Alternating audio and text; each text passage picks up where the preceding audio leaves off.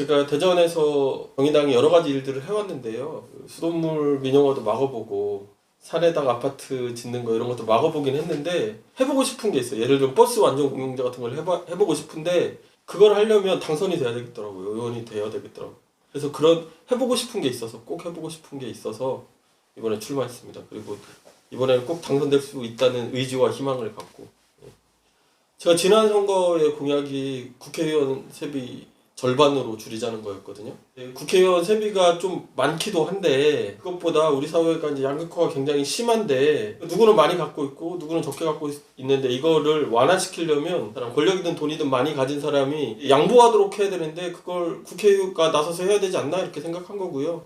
그런 도덕적 권위를 가지려면 국회의원들이 갖고 있는 쓸데없는 권한이나 특혜 이런 걸 내려놓으면서 이렇게 시작해야 된다고 생각했거든요. 그래서 국회를 개혁하는 게 우리 사회 전체를 개혁하는 것에 굉장히 중요한 시작이다 이렇게 생각을 하는 거죠. 겪고 있는 어려움들이 많은데 예를 들면 뭐 발암물질 핵 문제도 있고 악취 문제도 있고 동네를 돌아다니다 보면 주민들이 하시는 말씀들이 있어요. 근데 이거는 잘 해결될 수 있을 것 같은데 뭔가 관심과 의지를 갖는 정치인들이 없었던 거죠. 그래서 남들이 못하는 걸 제가 관심도 있고 잘할 수 있겠다 싶은 것들이 여러 가지 있어서 주민들 삶에서 가장 어렵다는 이야기를 많이 들었던 것 중에 하나가 교통 문제예요. 노원 3지구 쪽도 그렇고요. 송강, 전민, 신성동 이축이 다 그렇잖아요.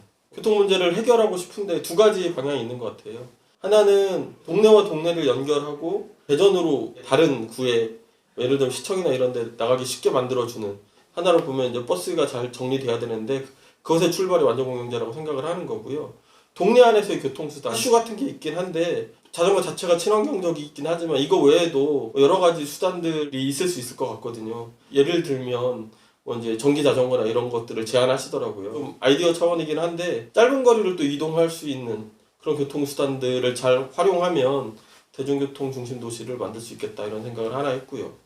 또 하나는 우리 유성이 기회도 있고 위기도 있는데 위기 중에 하나는 안전 문제 이런 게 있는 것 같아요. 원자력 연구원이 있어서 좋은 측면도 있죠. 그리고 여기서 일하시는 분들이 훌륭하신 분들이라고 생각해요. 다만 부족한 것은 안전이라든가 이런 부분들 주민들이 이 문제를 어떻게 받아들이고 느끼는지 그리고 주민들과 소통하는 이런 문제들은 대단히 부족한데 그런 것들이 강화되기 시작하면 해결될 것 같고요. 세슘이라든가 코발트라든가 이런 발암물질이 나오는 이런 문제들은 사실 충분히 지금 잡을 수 있는 문제라고 생각하거든요.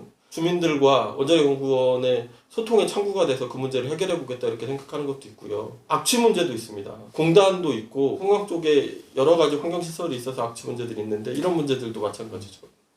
정치가 권력의 문제를 가지고 얘기하기가 쉬운데 주민들을 만나러 다니다 보니까 그 삶이 보이기 시작하는 거예요. 그래서 권력을 바꾸는 문제도 지역에서 출발해야겠다라고 하는 생각을 하게 됐고 지역에서 출발했을 때 가장 중요한 건 주민들인데 주민들과 잘 소통하고 신뢰를 얻기 위해서는 뭘 해야 될까 이런 고민을 하다 보니까 이분들 삶에 필요한 문제가 어떤 걸까? 그것 중에서도 진보 정치인인 내가 잘할 수 있는 게 어떤 걸까? 다른 정치인들이 생각하지 못하고 해결할 수 없는 부분들이 어떤 걸까? 이런 생각들을 하게 된 거죠. 그러다 보니 특히 뭐 이제 버스 핵 뭐 이런 문제들이 이거 내가 해야겠다 이렇게 생각하게 된 거죠.